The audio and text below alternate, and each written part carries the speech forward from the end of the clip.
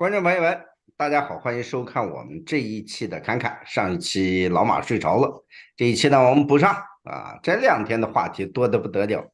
不仅仅有我们看到的中美之间的最新的各种政治上的紧张空气又再起，包括我们知道意大利的首相已经撤回了中国与中国加入到“一带一路”的这样的一个合作协议。那我们也看清楚了最近中国经济方面所出现的各式各样很奇葩的事件包括我们今天标题当中所说到的关于何立峰最近可以说在保卫人民币之战当中立下了汗马功劳。不过这个功劳到底是不是什么功劳呢？对主子习近平来讲可能是功劳，但是对于中国社会和中国经济来讲，我认为这是杀鸡取卵般的一种做法。同时，这2天穆迪这样的一个全球评级系统，那更是对中国的未来直接转为了负面。这种评价和这种标识，给予中国经济来讲，或者给予习近平来说，这都是一个痛彻心扉的一个现实。当然，中国外交部这一次没有耍太大的流氓，只是说了一句很遗憾，感觉似乎有一点点多多少少有点像什么呢？多多少少有点像这个西方的外交发言人的这种说法变得不那么像战狗一样。但是话又说回来，他现在只能如此了，不如此又能怎么办呢？但是穆迪这一次对中国经济的评级，那么对于中国经济的影响和之深远，和民众们是否能够看得到这背后的中国经济的现实，这都是我们今天要讨论的话题。有请我们的傅先生给我们开侃。那个马先生好，朋友们好。这个确实这几天事情太多，所以马先生我们在砍啥？我一想，哦，这么多东西，那我们就算起个头吧。也就是这个穆迪这个事儿呢，确实比较好玩。其实我个人觉得，穆迪对于中国经济这个形势评判已经够客气了，对不对？他也就是说，把中国的这个发展就看成负面，就觉得它这个发展会有问题的啊。然后呢，但是它这个国家信用主权还是 A，好像是 A 加，当然不是 A 加加，最好的是 A 加加3个加号。那现在是 A 加，就是说也还没有降到 B 或者是 A 这样我个人觉得已经是够客气的。就是说这个呢，穆迪这个事情呢，我觉得呢，它是确实就反映了世界上对中共经济的一个失望，或者是不抱希望。这个我记得大家一定记着，我跟老马一直在谈这个事情，就是说，你跟西方打交道，西方人你看上去都会很慢，很多中国人第一次跟西方人打或者打久一点交道，觉得怎么这么慢啊？还这个为什么不可以快一点呢？什么什么就是这样。呃，第一个就是说，其实一个比较复杂的事情，需要一些时间去考量、收集材料，对不对？这才比较慎重一点。第二，记住，西方是一个民主社会，它一旦它要做出决定的时候，它需要各方面的利益得到协调、妥协，它才会做出一个这个决策来。那这个决策一旦做出来了呢，很难改变。因为你要再把这个，因为它这是协调了各方面的这个利益的，你这很难改变它。实际上，就说我们，老马，我们说了2、3年了吧？我们2个人做感慨，您这一直在说这个，实际上这个事情是不可逆的。他从2017年这个对待这个维吾尔人的事情，然后我记得是18年的这个孟晚舟事件人质外交，然后19年的送中香港的问题这个是一而再再而三的，实际上是触及了这个西方的底线。而且呢，其实香港这个事情不要忘了香港这个问题其实让西方的很多人恍然大悟，因为不管是欧洲还是美国，其实对中国感兴趣的人是极少数。大家不要以为中国人在欧洲是什么谈话的中心，不是的。在之前，这个中国它实际上是一个边缘的题材，你就是搞这个汉学的，在大学里的都是，老马知道那个都是，哎呀，这个旁枝末节的，这是哎呀，这不好讲白了吧，就是这些小文青玩的东西，那不是很重要的东西，永远不会去太得到很重视，因为欧美它还是以它的文化主流，它是领导这个世界的，至少人家是这么认为，事实上也是这样。对吧？因为你看，我们近几百年的主要的创造，那都是西方的嘛，就是以西欧为主啊，这个然后蔓延到这个美国，然后现在这个近代这个100年啊，这个日本也有不少的这个创意了，就这样的一个情况。那至于说，我记得我刚到瑞士去的时候哈，我还看过那些电影，当时的这个日本人在这个电影当中的出镜哈，那都是比较搞笑的。都是属于那种搞笑镜头。那个中国人呢，反正我那个时候看的也是，要不然就是那种，对，德文叫 exotic，好像英文也是叫 exot，就是说那种很奇怪的，反正就是那种，大家看的那个芝加哥呀或纽约那个黑社会的那种，大概其就那个样子啊。所以呢，这个西方世界实际上对中共的真正的了解透彻是宋中，这个宋中让英国人、让美国人、让欧洲人完全看到了中共的真实的嘴脸，而且当时中共的那种肆无忌惮的说，这个联合公报那就是这个历史文件啊，不值得遵守的。当然转过身他又说要美国人遵守这个历史文件啊，这样的一个事情就是其实就是到现在延续。穆迪的这种主权，作为主权的这个评级，我觉得挺给中国人面子的，给中国政府面子。只是说我很怀疑这个穆迪是不是，怎么说呢？这也考虑到了各种因素的平衡吧，或者是说他现在因为中共反间谍任务抓得很紧啊，这个有关资料收集的不好啊，这我是瞎说哈，这我确实是瞎说。但是呢，我觉得他现在还能给中共的主权评级 A 加，我觉得真的已经是天大的本事。你再去看一看中国现在的局势，哇，我不知道，我现在接触了，因为这个疫情结束以后呢，来了不少就是我的读者哈，就是也有我们社区的成员，陆陆续续都来了很多人，然后都跟我谈。现在老实讲，没有一个告诉我在中国过得好，生意好，没有。他有的有生意跟政府拿不到钱，尤其是现在我好像碰到几个人，就是千万不要跟政府做生意了，政府这个钱是永远拿不到的。现在。啊，你要知道，在中国原来政府的这个合同和企业，那是大家趋之若鹜的一个项目。那现在很多人就这样看，听着政府的项目就不大敢接了。那现在是越做越深，你接的做的生意越大，你可能亏本的就越厉害。那现在我听着最搞笑的一个事情是有一个这个人他做的很大，做房地产的，这是我一个朋友过来说的。然后呢，他现在是变成一个怎么样一个局面呢？就是说，这些地方政府逼着他去拿地，不拿地就查他。然后他每年现在就是或者每几个月他都得几亿级的吧。以前他做生意做得非常好，你是十几亿、20几亿的挣，现在每个月是几亿级的往外掏。那现在他就已经是也在想论吧，哈，诸如此类的，但是一直没准备那么大的资金盘，你说怎么弄，它也是非常困难的一个事情啊。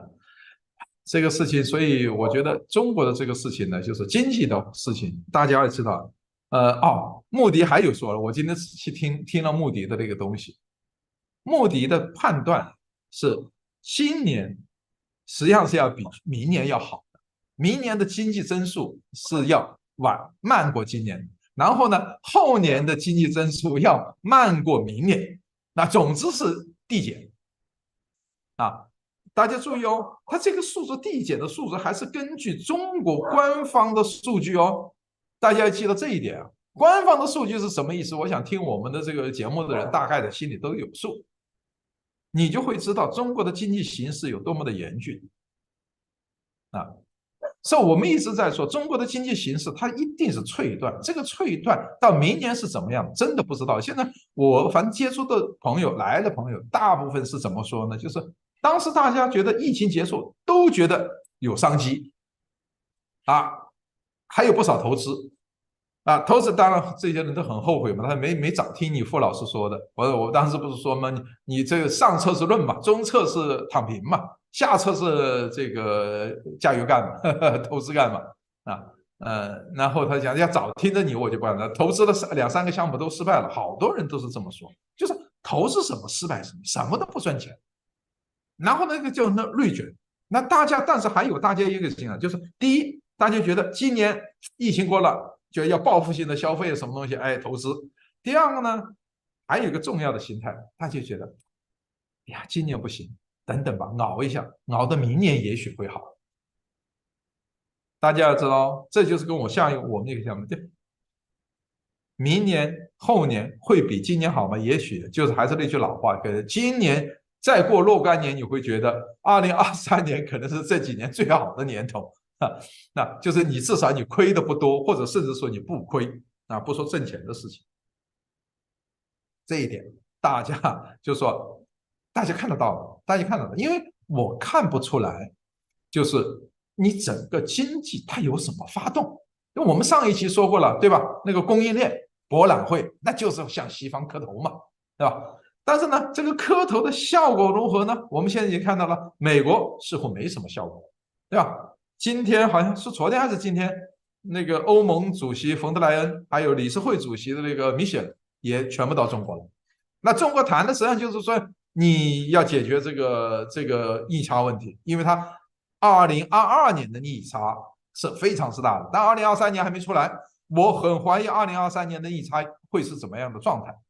啊？它也解，然后电动车补贴的问题，那这一些问题都会提出来，而且大家注意哈，一定要记住，现在不管欧盟也好，中国也好，跟中国谈判的谈话的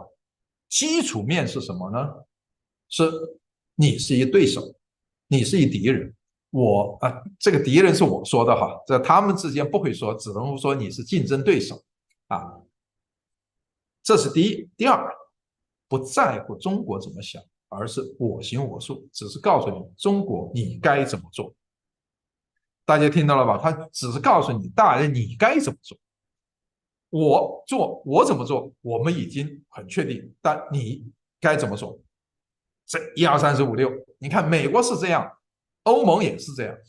这是一个巨大的转变。在前几年的时候，欧美国家还真的蛮在乎中国是怎么想，都是有怎么的，就想拖的这个新兴的市场，都想在中国的发展中分一杯羹。但是从现在开始，以穆迪这个应该是连续2次了吧，就是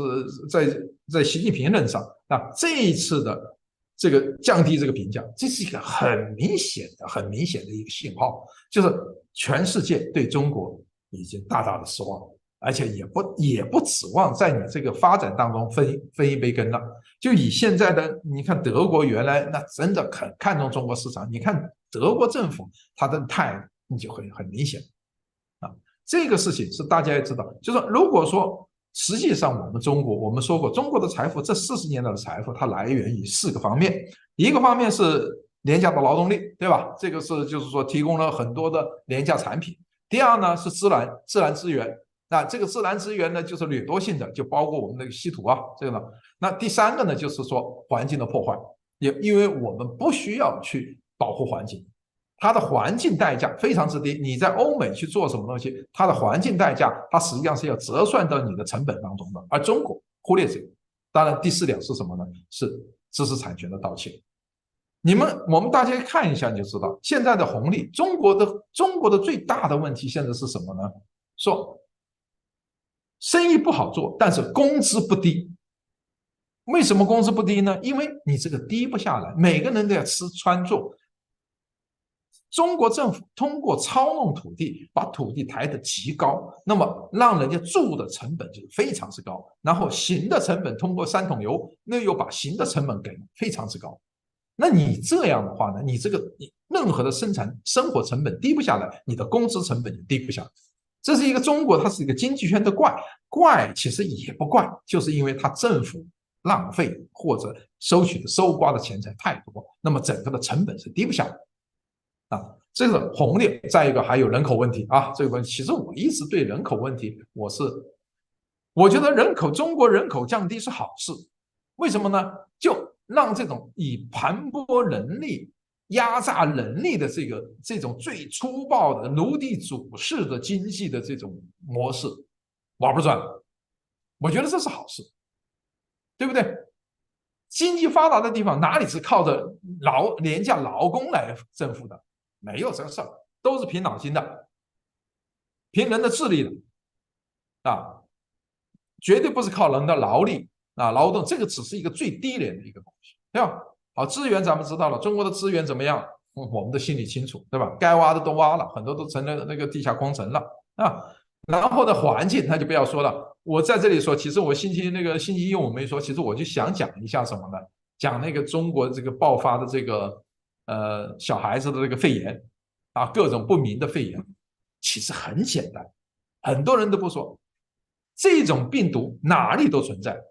中国为什么有呢？中国就是抗生素用的太频繁，抗药性太强。就是以前就有很多人说，你中国人这样用抗生素的话，很可能会培养出那种超级病毒，就是超级细菌，你什么抗生素都对它没用。那么中国现在为什么那些你看啊，随随便便一感冒就掉盐水，就是抗生素使用抗生素，哪有这个事儿？老板，你在美国知道，你搞抗生素在美国很难的，是不是？你到医院去买，那要是医生处方的，哪有那么多抗生素？那个小孩子，点点大的小孩子，从小到大就抗生素吊着用。你说到了这个时候，你说他一种抗药性强不强？肯定强。普通的抗生素都对他没用。所以中国的事情，第一是环境问题的肮脏，第二的问题是在医疗上头的这种不负责任，那造成了很大的问题。那中国的这个环境会未来，其实我当初为什么要到瓦纳图来做诺和西海社区，就是我的判断是什么？就是中国不管政治结构怎么变，但中国的环境灾难是一定会发生的。现在其实在北京发生，在中国甚至冬天发生，这其实就是一个信号，大家不要忘记这个，这是一个很大的信号。你看为什么小孩子，因为小孩子抵抗力低嘛，再一个小孩子聚集在一起，他要上学，都是一种人口密集的地方，对吧？他很容易互相传染。而且中国还有一个很不好的习惯，一旦感冒要带病上课，对吧？我记得我在瑞士的时候，你感冒了，大家你就回家休息着，休息那7天半个月的啊，或者几天，大概一个星期，差不多好了再来上，因为你去上课也好，上班也好，这是会传染给别人的，非常不好的一个。而且那个学校嘛，它是一个很密集的空间，对吧？很容易传染。你看我看到一个照片，就是说那个小孩子掉的盐水还在做作业，我说那个家长那该死啊，真是该死。你说这种的传染，它这种的未来造成的一个问题，中国不会太难。但第4点，那个关于这个知识产权，你看现在这个欧美那防中国盗窃，那这个就是防贼了，防一个罐头了，对不对？那是接而再而三的说这个问题，这已经成为了国家层面的关注的问题。那你说从这个上来说，你4点就中国产生财富的4点的东西都已经是不利的局面，你中国怎么样可以获得原先的这个？而且再讲，我们就跟我们下面的话题有关了。我为什么现在特别想讲一下习近平想干嘛和习近平能干嘛？那大家看到了，习近平又是出席什么？好像我不知道是出席了这个供应链博览会吗？反正至少他是书面发言是有的，对吧？然后完了以后呢，又是这个山东到上海啊南巡啊，有点像模仿。哎呦，我这习近平这鸟人，哎，真的除了模仿以外，真的不会做啥事儿啊。然后他底下吹鼓手呢，又是一个。哎呀，要有多恶心多恶心啊！你还把他说，哎呀，这个那南巡讲话，哎呀，我除了模仿，你会点别的不？啊，然后是谁都知道你习近平想干嘛，对不对？你这个事情不过就是惺惺作态嘛。但是在一方面，你推出所谓我们上次讲完以后，有一个朋友说，傅老师他已经有100多条了，鼓励民营企业的，我天，算一下，还真是100多条，对吧？这100多条都抵不过他一条是什么呢？要讲政治，要抓间谍，国家安全。你想想，在国家安全这个底下，什么有用？你什么都是狗屁啊！那你习近平你注意，他虽然在谈这个谈那个，但是呢，转脸一变，他就是谈安全。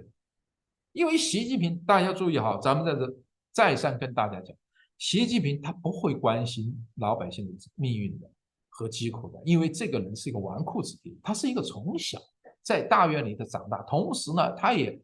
承受了这个政治上的翻手为云，覆手为雨。政治上不好的时候，你狗屁不是啊，浑身赊着睡冷炕；政治行的时候，啥都行。就像他这样的不学无术的人，他最后坐上了这个皇帝的宝座。你想想，他会在乎经济怎么样吗？因为他知道，只要有权利，我什么都有；没有了权利，我什么都没有。你老百姓过得好过不好，跟我没有关系。大家注意，这是我一直在说，他是有认知障碍的人，他不知道权力的来源，不知道权力真正运行的一个机制，他只知道的公私密斗啊，密室暗斗啊，这以前一些东西，弄权这一东西，这一点实际上是跟大家再说一遍，这一点的这所谓的这种密室权斗、宫廷的暗斗这些东西，这个是几千年来的专制。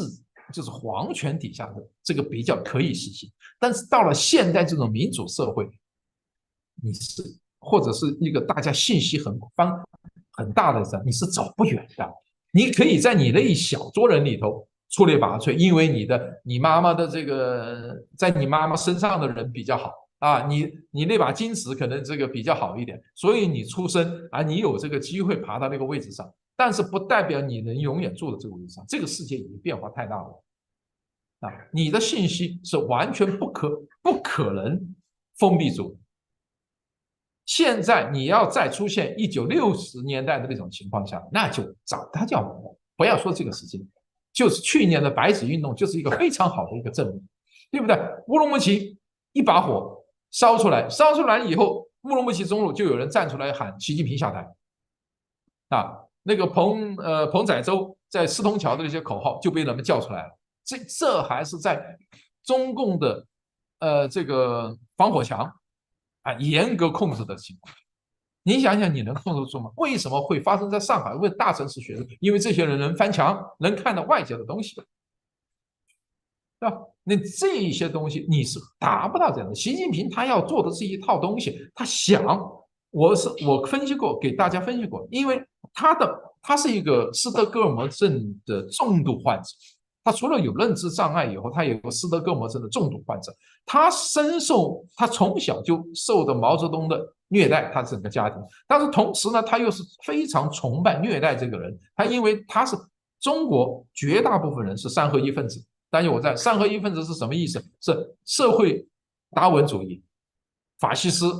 民主主义这三个结合的。它是一个典型的，或者用我的话说，它是一个特大号的粉红啊。他本来就是一个崇拜强权的人，他其实共产党的内部的官员里头，很大一批人都是毛泽东的拥趸，都会觉得毛泽东很厉害，而且他们都相信是只要你做的比我大，你就比我有能耐。啊，你能爬得比我高一级，就说明你比我有能耐。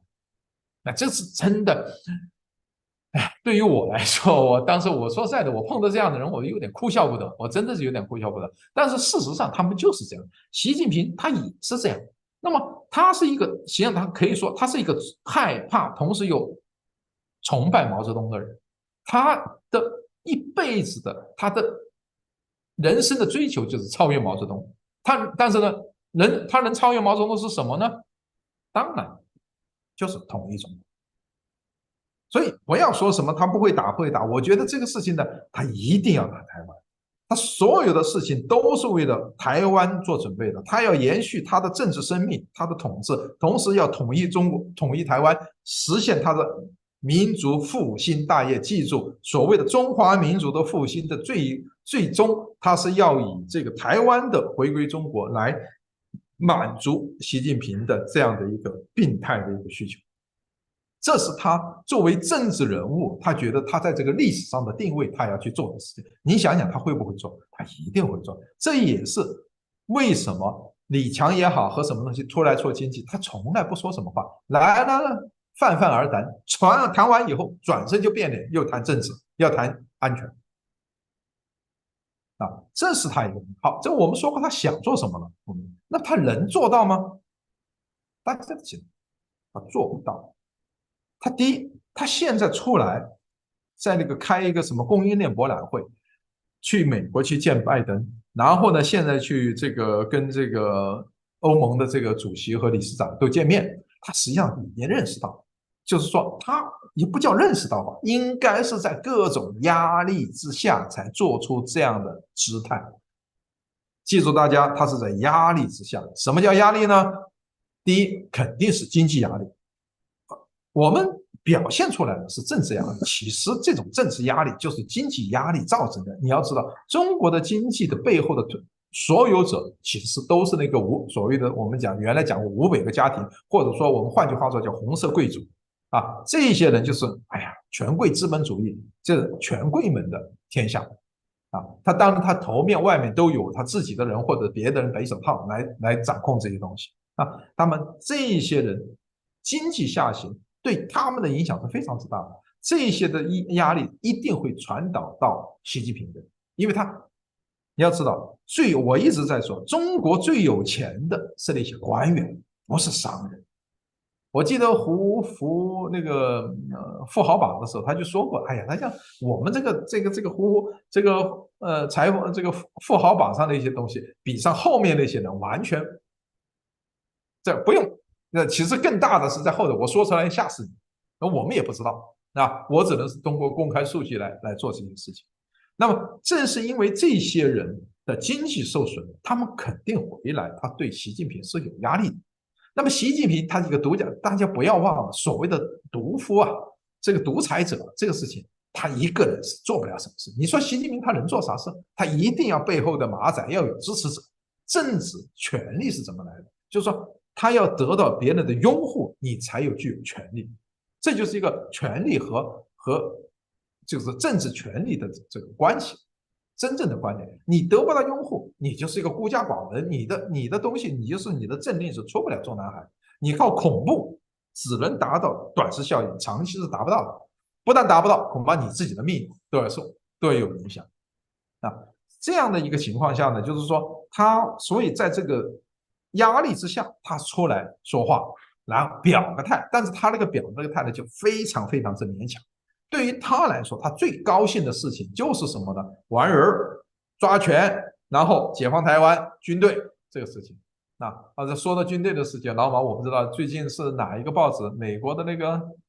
Politico 还是外交说的那个秦刚被酷刑而死，就已经死在这个医院里了。然后是这个上次俄国的副外长来是报告那个他们通敌的问题，秦刚通敌的问题，我觉得挺好玩的，待会你说一说。然后我觉得这些事情就是反映了什么呢？一个字，乱。习近平他很清晰，他的目标很清晰，但是他最大的问题，他是有认知障碍，他并不知道如何能达到他的目标，或者说他的目标本来就是一个疯子的一个想法，他根本就没有达到的可能性。因为在现代的社会里头，不要说台湾，你这个小小的缅甸，就现在在打仗的那个地方，他真的能搞定吗？不要玩火。就是我们上次谈的时候，他真玩火玩下去，这把火又会烧回来我也说这么多，老马你该说的，我一口气都说了30多分钟了。这个说起这个穆迪的这个评级实际上穆迪也有评错误的时候我们先说说他错误的这个时候是怎么回事。穆迪在疫情即将放开之前说如果中国放开疫情，中国经济2023年将会以报复性的发展、报复性的增长等等。最后呢，穆迪呢实际上在抽这个习近平的嘴巴子的时候啊，事实上也是先抽了自己一巴掌。那么为什么穆迪会评估错误呢？这实际上也不是说穆迪里边的人是傻子，或者穆迪里边的人真不了解中国经济。实际上，我们更加客观的来讲穆迪呢是一个以基于数据来做分析的，进入它的模型分析的一个这样的一个公司，从而得出一个结论的公司。那么这些数据本身呢是有很大的问题的。中国的数据之虚假，一般情况下呢，在正常时期，一般情况下在20%到30%，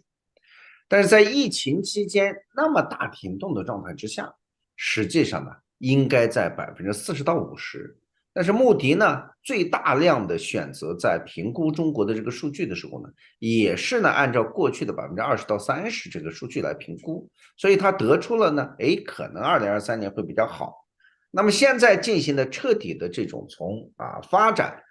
直接调为负面，并且呢预测未来中国的经济呢会不断的收缩，不断的收缩。而这样的一个评估呢，事实上就是在向所有人宣告一件事情：中国世纪结束了。昨天的时候呢，前2天的时候，有一个记者采访我，关于说广州有一个电子科技城关门倒闭，问我这是一个什么概念？我说这事实上在宣告着中国的电子元器件产业链的终结。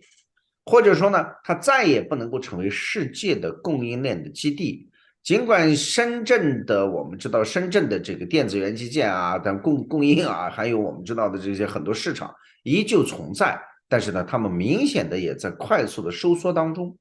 原因呢都很简单，是与中国的大环境有直接的关联，以及世界在改变供应链的供应渠道。也是导致这个问题的最核心的点都在这里。而穆迪的这一次的调整，事实上是把习近平上台以来的这10几年的经济政策完全调整成为了一个负面，并且给他的经济功课给了一个成绩单，就是你促使中国经济彻底的进入到了收缩期。这与国际大形势有关当然这个国际大形势你不能说是外在因素，主要还是习近平操弄下的国际大形势，搬起石头砸自己的脚的这个国际大形势有关，这是一个主要方面。而另外一个方面呢，我们也得从中国经济的实质上来讲，也就是说，在习近平的这10年的折腾的过程当中，特别是到了2017年之后，大幅度的开始扩建所谓的供给侧改革。很多人一直把这个供给侧改革就是说不清楚。我发现有很多经济学家呢，在供给侧改革这个问题上，也是说的呢模模糊糊、含含糊糊我呢在这个快点新闻讲过好几次，这个供给侧改革实际上只为一个目的服务，就是为国进民退服务。啥是个供给侧改革呢？就是所有垄断型的行业当中的，或者是国有企业能够垄断的这些行业里，那么怎么办呢？以供应来决定价格。钢铁、煤炭、石油、盐，乱七八糟这一系列的最赚钱的这些行当，那么都以供应端作为一个垄断性的存在来调配市场，而赚取更多的钱，来养活做大做强理直气壮做大做强国有企业为主。这是对中国经济社会的一次重新再控制。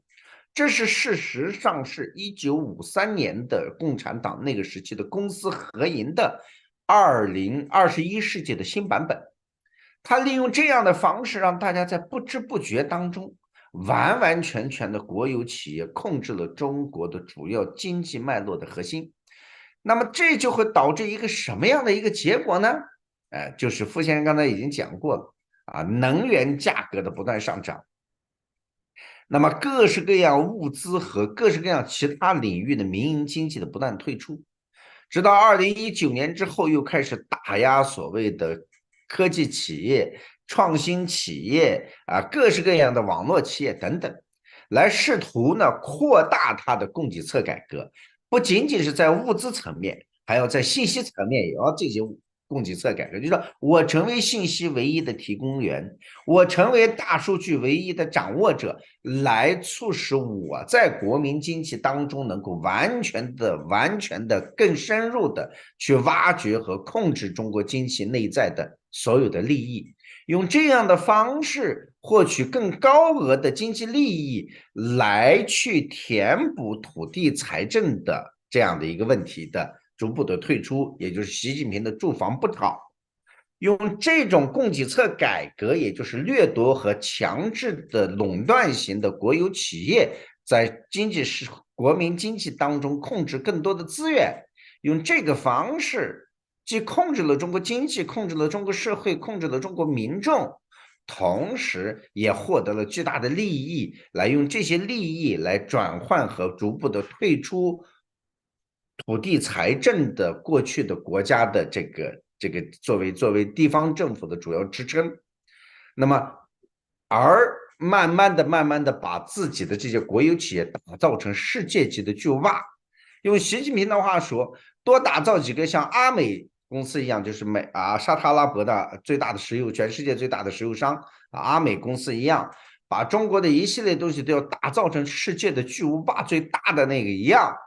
用规模性、产业集群性来在全世界展开中国企业展开全世界的这种竞争。因为习近平很清楚，与美国的竞争是多层次的，政治的、外交的、军事的，同时更重要的是经济的。那么经济呢，要做大做强，理直气壮国有企业，用这些企业来去在全世界来控制，因为他们曾经在90年代的朱镕基时期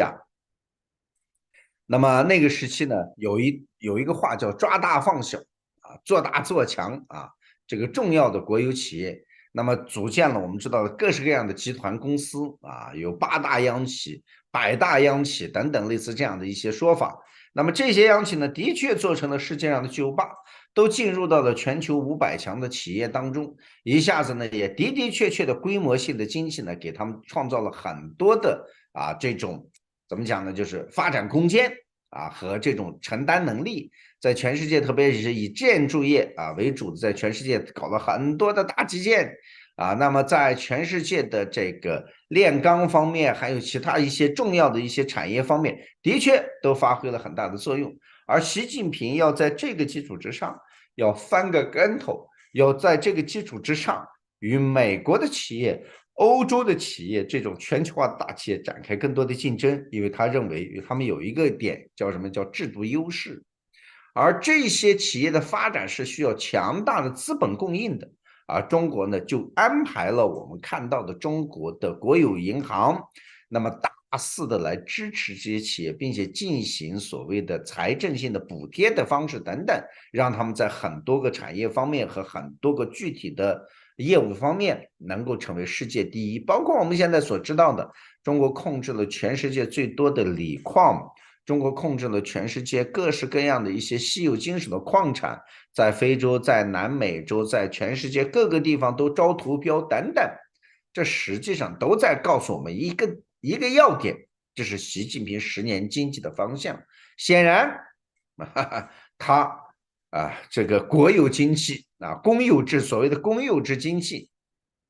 的大发展没有完成，也没有看见任何一家企业成为了世界的翘楚，而西方世界也都寻找到了一种对付它的方式。那么在这种情况之下，中国经济的破产和下跌是一个必然趋势，而穆迪就是在宣告中国的供给侧改革的彻底的失败，共产党习近平的再次劫掠中国的国民经济的行为彻底的失败，也证明了国有的公有制经济和资本主义经济之间的彻底的再一次的征伐的失利就像这个苏联时期一样，计划经济与市场经济之间的竞争过程当中彻底的惨败，这一次也是如此。那么这是从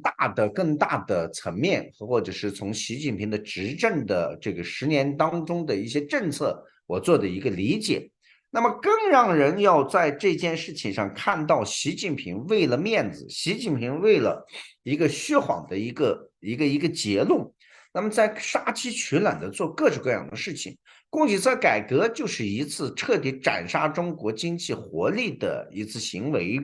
而我们看到的杀鸡取卵最近干什么呢？保人民币，这个保人民币从不要到7.35，不要到7.5保住在7.20附近，成为了中国人民银行最近主要的工作方向。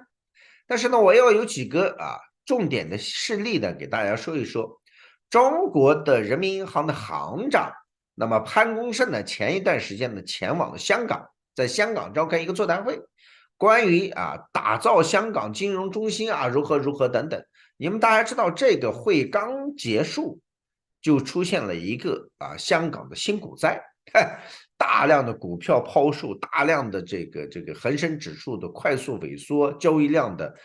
这个萎缩等等。原因何在呢？这就是市场给中国的人民银行的行长给出来的一个信号，你别吹牛皮，我们不信你你根本就没推出任何真正有实质意义的政策，全他妈瞎胡说八道这是一个给出了打脸的一件事情。那么他们最近保人民币用什么样的方式叫杀鸡取卵呢？我给大家讲一讲。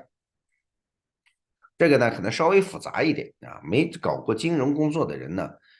这个理解起来呢就稍微费劲点，但是我尽量说的让大家就是容易理解尽量说的容易理解。中国政府在海外的市场人民币市场里大量抛售人民币，干什么呢？换美元，把人民币呢来去兑换美元，然后把美元拿到来之后，也就是说我在别人家里卖我的钱换成美元然后拿着这个美元跑到自己家里院子里来抛美元。我们知道一般情况下就是我从甲地买某一个货物拿到乙地去卖，我有利益，这就比较合适。但是人民银行的这种做法呢，实际上是赔钱的，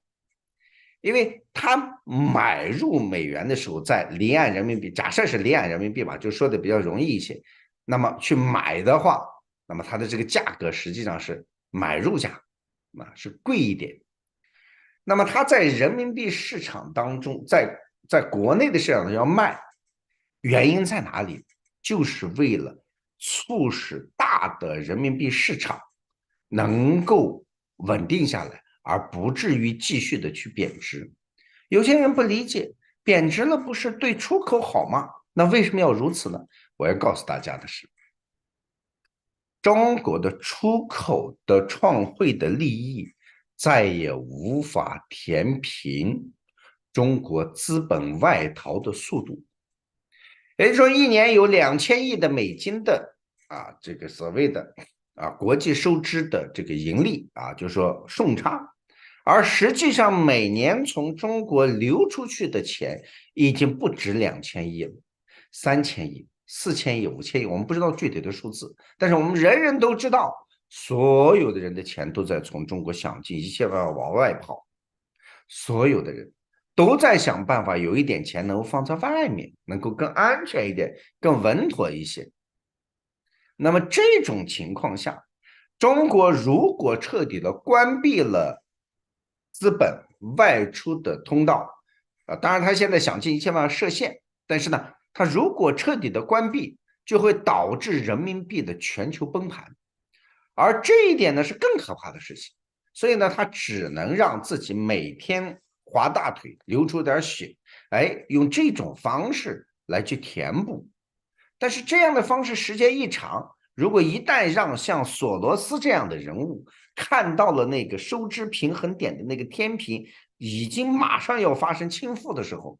那么这些人在这个点上再加注一把，人民币也会崩。这只是在用什么样的方式呢？用一个阶段性的一个方式来保证人民币的一短时期的所谓的正常的汇率，或者是保护在7.2左右的这样的一个汇率战。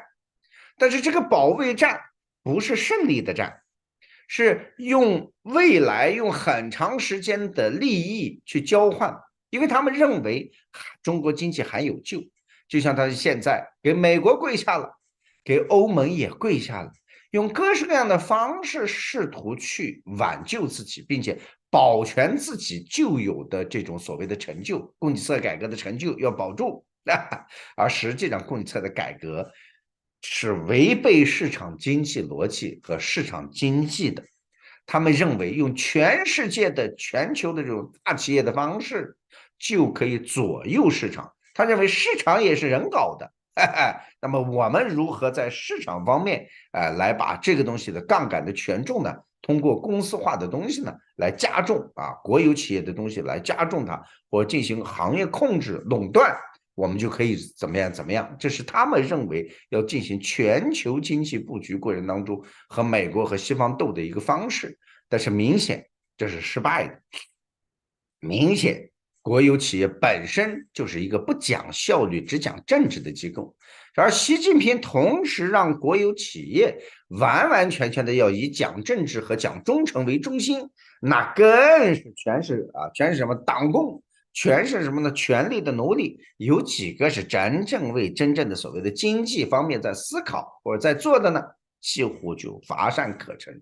所以呢，这是失败，是多方面的，是深层次的，既是对人性的这个不理解，更是没有知道市场经济更加深邃的概念是什么。不仅仅只是交易双方，更重要的是它有一个潜移默化的全球快速弥补和灵活性的概念，而国有企业缺乏的就是灵活性，国有企业缺乏的就是对于利益的深度的理解和长期利益的保护。所有国有企业的当官的干几年就走了就不是自己的，那不是自己的企业，它对于真实的长期的利益的考量，那毕竟是欠缺的。只有自己的利益、自己的私有的，人们才是会负责的。而国有企业，中国的都是向党来负责，向权力来负责，而不是向真正的业绩来负责，这是违反经济的。所以呢，习近平的惨败也是一个必然，穆迪的调整平攻也是一个必然。而且我还要告诉大家，人民币的这种保卫战是不可能够保卫得住的。但是会在短期内好像看似有这么一个结果，但事实上呢，造成的问题是什么？它是一个堰塞湖，它会推动和加大快速的贬值的速度，而贬值并不能够使人民币能够出口带动，原因在哪里呢？问题来了一个新问题，大家不要忘记，中国的进出口大量的是什么呢？是大进大出的加工贸易，依旧是中国外贸出口所谓创汇的主要的方式。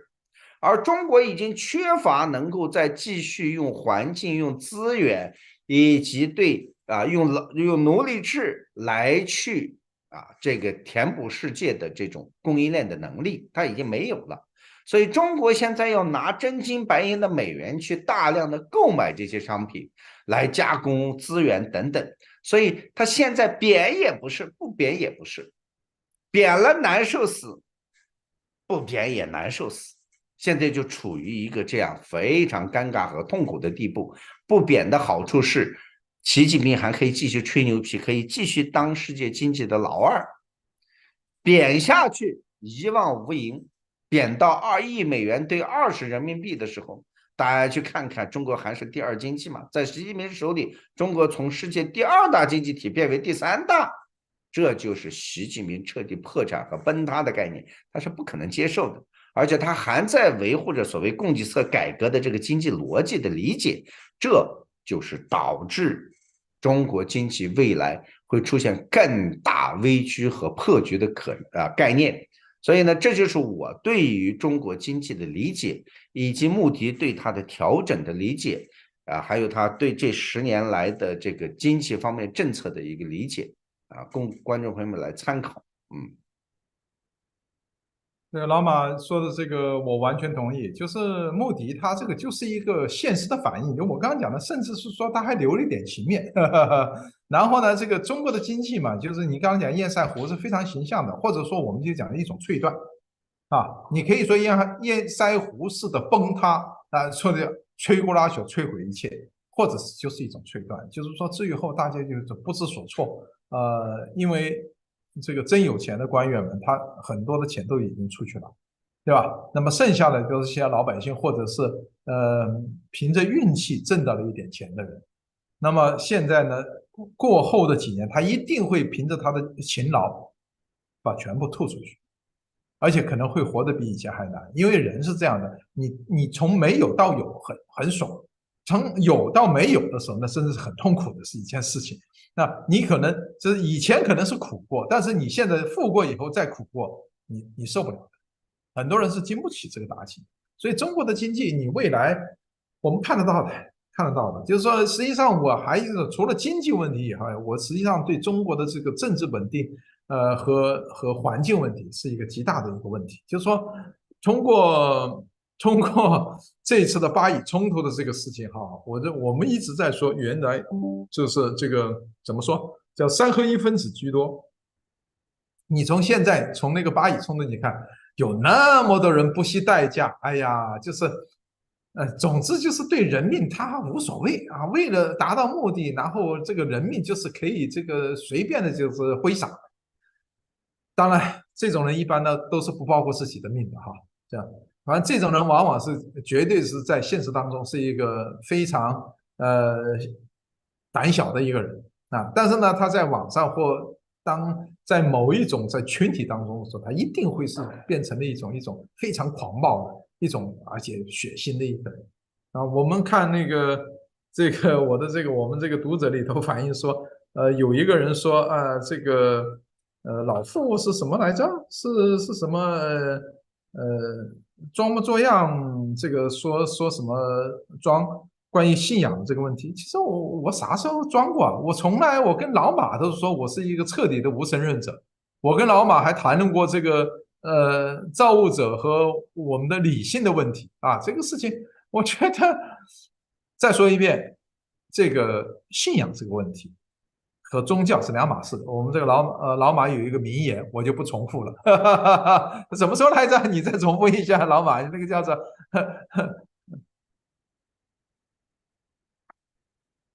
啊，就说宗教和信仰之间的这个关系，对对对，不，你说过一句很名言，叫什么？有信，就是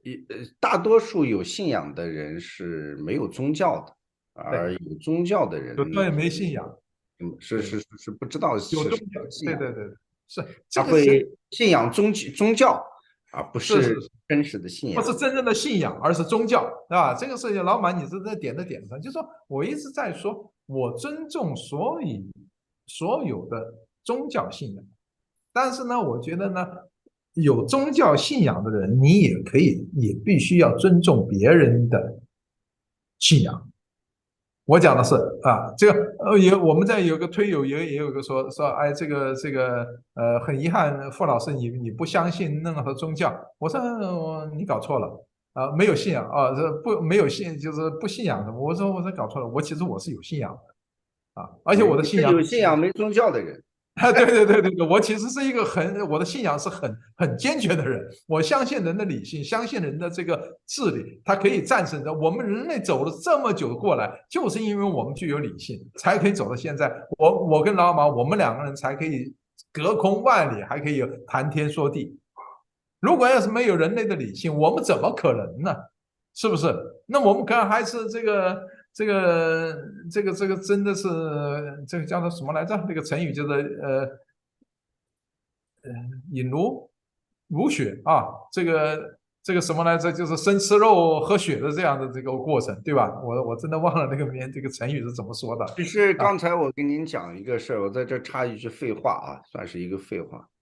就是很多人不理解信仰是个啥啊，很多人也不理解为什么造物主要创造人。刚才傅先生实际上把这个最核心的一点揭示出来，这是可以让所有你所谓的宗教的信仰有信仰的人，你必须要懂得一件事情，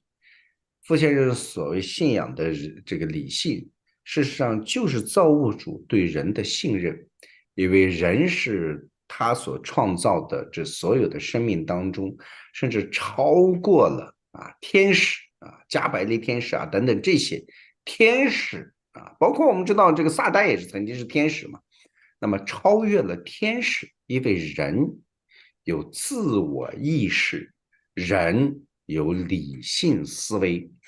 这是在天地万物创造过程当中最唯独给人给了这样的一个能耐，所以相信理性，事实上就是相信造物主的存在。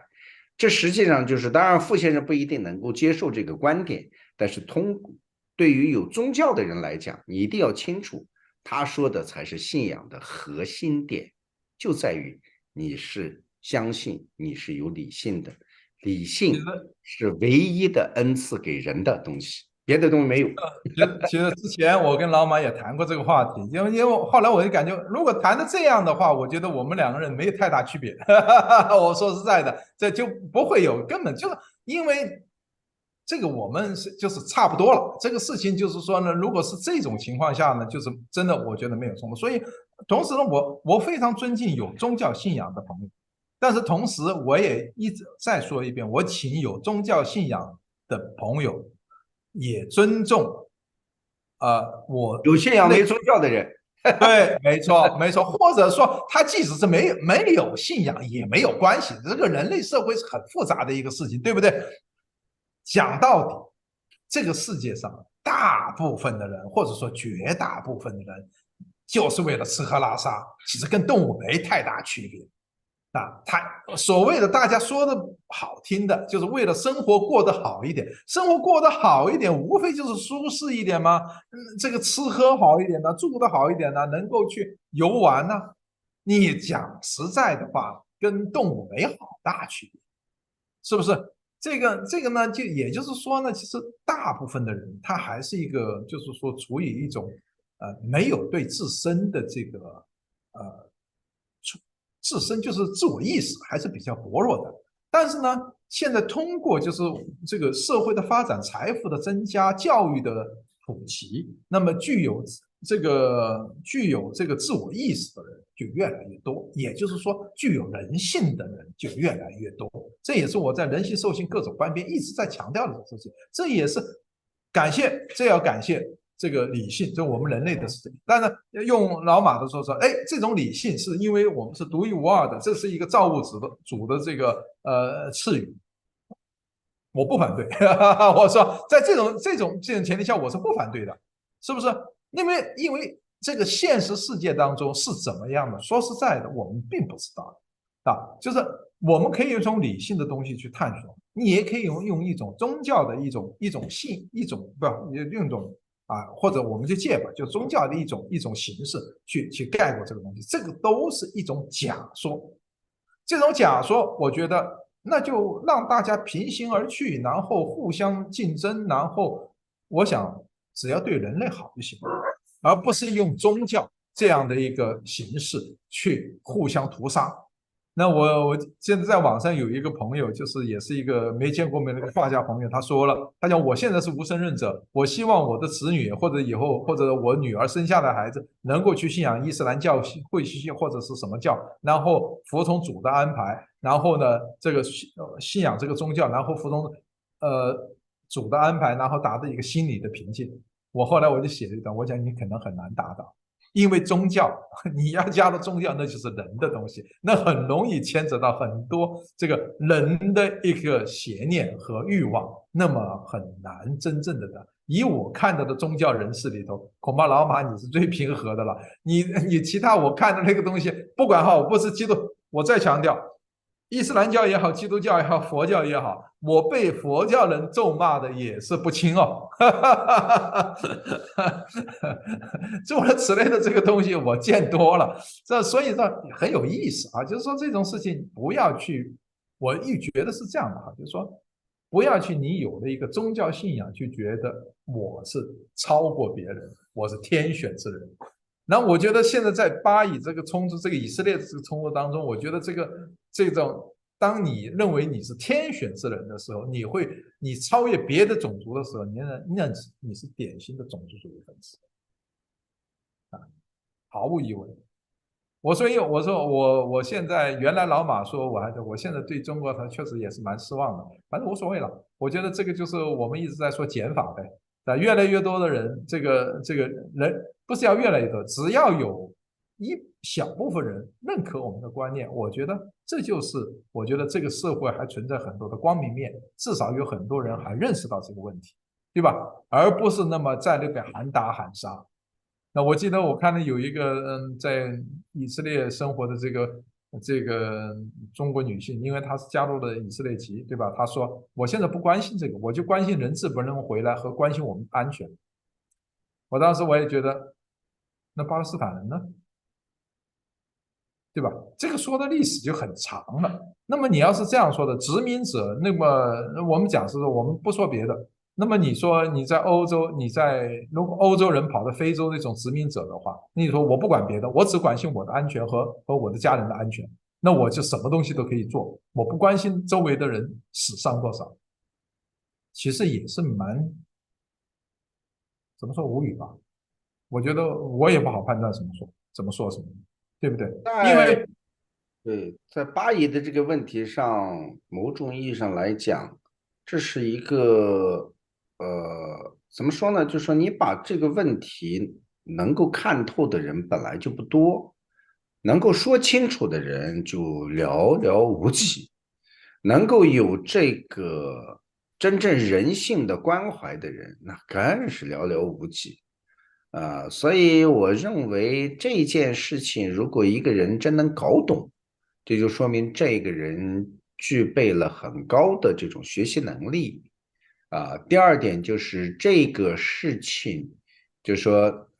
了解清楚之后，你就会明白这个世界真实的世界是怎样运行的。你可以通过这件事情，也可以理解为什么这个世界的南方国家对于欧美国家的这种抵制情绪，你也可以理解为什么阿拉伯人对于维吾尔人的这件事情，他们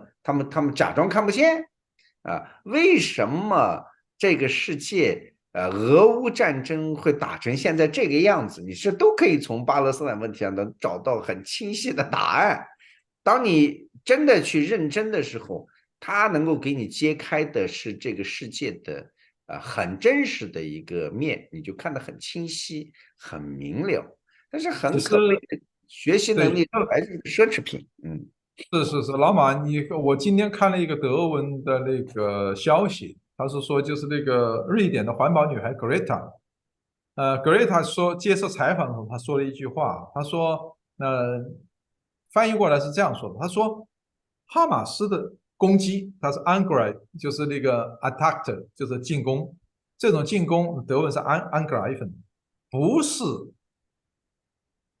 以色列战争罪行的合理化的理由。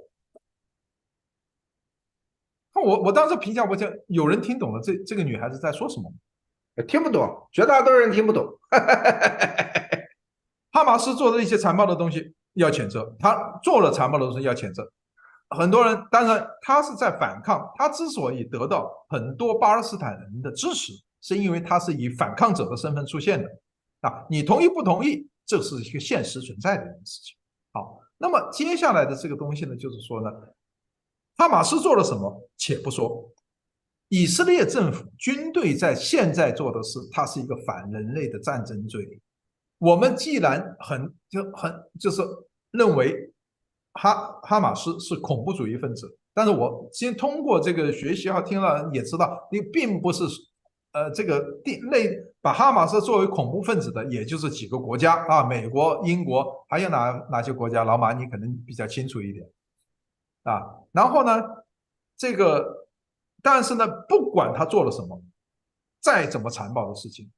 不是你以色列的战争罪行的合理解释、合法性的合法性不会让你的战争罪行得到合法解释。但是因为现在美国和西欧对以色列的无条件的支持，这就让所有的实际上现在就是这个社会实际上就进入了一个我觉得非常矛盾的地方，就是当年俄乌战争的时候，世界是很清晰的，就是说没有人就是说，其实这个俄罗斯基本上是站在了一个过街老鼠的这样的位置上，对吧？你看看他能够支持他的，连中国政府都是含含糊糊的，只是暗地支持，表面都不敢说什么东西。但是在巴以的问题上，你就看全世界里头反对以色列这种屠杀巴勒斯坦民众的这种的游行示威，在全世界都是很广泛的，是一个广泛存在的行为，并不只是共产党的支持。我们再要说一遍，共产党支持巴勒斯坦或者支持哈马斯，它不是因为从道义，而是从利益。共产党永远是利益当先，他当需要的时候他支持，因为当年要反对美国，他支持巴勒斯坦。然后呢，这个后来跟美国好转的时候，你去看我们全在中文圈的这个东西，都是推崇以色列的东西。那么在这样的话呢，就是说以色列的，我觉得这一次在我们中国一面倒，就是反贼们哈，自由派的这个一面倒的支持这个以色列，我觉得是两个问题，就有两个出于两个，一个呢就是说这个反对，或者说三个吧，就是说第一，因为中共政府是支持哈马斯，或者是你哈马斯这个至少是我们就说支持哈马斯。然后呢，第二个呢，就是还有以色列的一个长期的这个在国内的公关啊，这个就做。第三个，注意，这还有什么？就是其实这里头也有中华田园基们这个因为在反贼圈里头，自由派里头有很多人是加入了基督教的，基督教，但是这个基督教里头呢，往往他会把中共做的那些孔目的这种宣传呢，他会去不知不觉的一种放大传系，但是他就不知道背景，就是说从欧洲他是已经跟伊斯兰教已经缠斗了几百年了，对吧？这个从这个，而且当时这个奥斯曼帝国已经打的维也纳已经是2次吧，我印象当中2次还是3次都围攻维也纳啊！你要知道这个事情是多对于基督徒来说，然后基督徒也搞过非常多，大家知道十字军东征啊，这个事情那种屠杀那种，我们就大家可以去翻翻史书就知道。所以这种事情就是其实牵扯到了一些宗教的一个东西。这个所以在中国的这里头呢，一方面是这个中共有意纵容对穆斯林的这种这个伊斯兰教的一种仇恨啊。第二个事情呢，又牵扯到这个基督教和这个伊斯兰教的恩怨。再牵扯到这种各种的各方面的一个宣传战，这个形成的这种，我就说中国的自由派的人里头的一个混乱的思想，又或者一边倒的支持以色列的一种在巴勒斯坦地区的屠杀，我觉得就不难理解吧。我不能说理解，应该说是不难就可以说知道是它的来龙去脉，那为什么会形成这样的一个局面？其实我一直也在最近有人叫我写一篇文章，我一直在犹豫，但是我知道我怎么写，只是我现在没时间写。那我想我最近我可能会尽量快点完成让大家比较系统一点的知道我会从一个角度来谈这件事情。那我觉得很多人就说：“哎呀，你这个老傅，你被老马拖累了，你什么，你这个，因为钱呐、因为情谊啊，因为什么什么东西啊？”我想，对呀，他们太小看老傅了。我说拜托，我不认识马具，我也会这么说话。就像当年我在共产党里想，那共产党我就要那么写了，对不对？你说这个事情，我能写出洗脑的历史，难道我会因为马具的情谊还有马具的钱，那个我就不写吗？不说吗？那这我觉得这这是哪跟哪的事儿，是吧？你要以己度人嘛，都是如此的。这个东西，我觉得真的挺有意思。但是我觉得从这件事情上，我真的奉劝大家，好好学习，好好读书，多一点人性，这个人对人的生命多一点尊重啊，这个是一个真正的一个观念。我不是一个这个宗教信仰者啊，但是呢，我觉得任何的信仰你都要去尊重，你只要他这个信仰他不去伤害到别人就行了。如何信仰是每个人的自由，这个就叫做所谓的宗教信仰自由啊！不要说什么什么开口律处，闭口这个什么东西了。哎呀，我觉得你要反过来说，就我们跟老马那个时候说，现在你讲有的人说啊，这个伊斯兰教或者阿拉伯地区没有什么创造什么东西，刚你反过来你说中国你有什么创造呢？那边该死，你不是更该死？哎，是不是？那还有大家也知道什么叫做文艺复兴？没有这个阿拉伯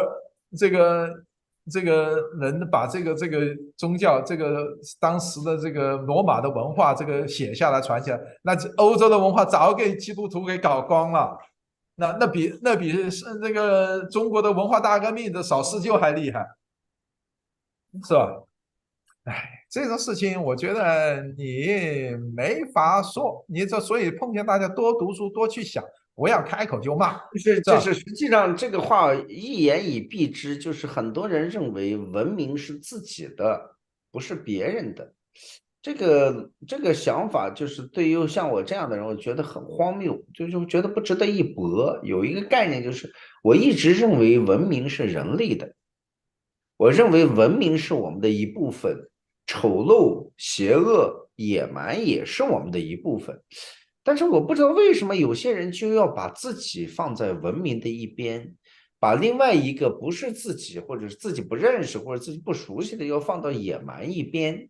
这种想法和认知本身，实际上它是一个种族主义的这个认识啊，或者说它是一个很傻缺的认识。一定要记住，不管是佛祖也好啊，还是我们知道的这个一神教的造物主也好，那么都在告诉我们，他是你的一部分，你也是他的一部分。为什么有些人非得就是这个我就一直不理解，特别是打着宗教的名义，或者是以什么什么样各式各样的名义、各式各样的分辨的方式。我觉得今天的被这个当时10月7日打死的那些以色列人也是我的一部分，我觉得被打死的巴勒斯坦人也是我的一部分。我为每一个这样的东西，我都会觉得很难过。我从来不会欢欣鼓舞的去拍手啊，杀得好啊，弄得好。我认为啊，俄罗斯人被打死了也是我的一部分，乌克兰人被打也是我的一部分。这为什么就说，当这些讲爱的人，或者是讲什么是非的人，或者讲什么这些人，他们对于生命是如此的，要有分一个轻贱贵重呢？这是一个很傻的一点，但是很多人把屁股露在外面，但是不知道自己露了屁股在外面。呃，这个还一直都在炫耀，甚至有些人这个炫耀的这个能力水平也不够，把屎都糊在自己的这个屁股上，好像还显示自己像，你看我这是黄金座椅，这个很是令人感觉到龌龊，所以我认为知识教育交流很重要。就是说大家就是听完我们这个，不是我们又在发言，实际上我跟老马在谈人性。带着，就是通过这个事，其实通过川粉，通过川普，通过这个郭文贵，通过这个美国的这个黑人运动，通过这个各种各样，包括对拜登的这种东西，包括现在这个以色列的这都其实反映人性，就是你能站在哪一面，这个不断的淘汰，不断的淘汰，有很多。但是你话想，你讲，比如像这个我刚刚讲的这个女孩子 Greta，你说他的文凭高吗？不高啊，他好像是初中生就逃学吧，在搞活动。但是你看他的感觉，他是非常好啊。他的环保意识，他的这个对未来的考虑，就是包括巴以的这个事情，他很不同。我们家的狗在打架，没事儿。我们今儿也说的差不多了，一个行了，多小时。行了，行了，是，我们这家狗都有点不耐烦了，都在我面前打来打去。那个，我知道他不乐意了啊，你对对对他对，失去了关注嘛。要出去玩了，要呢去玩了。好，好，我们今天就好，这样，好吧？好，这就这样，谢谢福先生，再见，谢谢。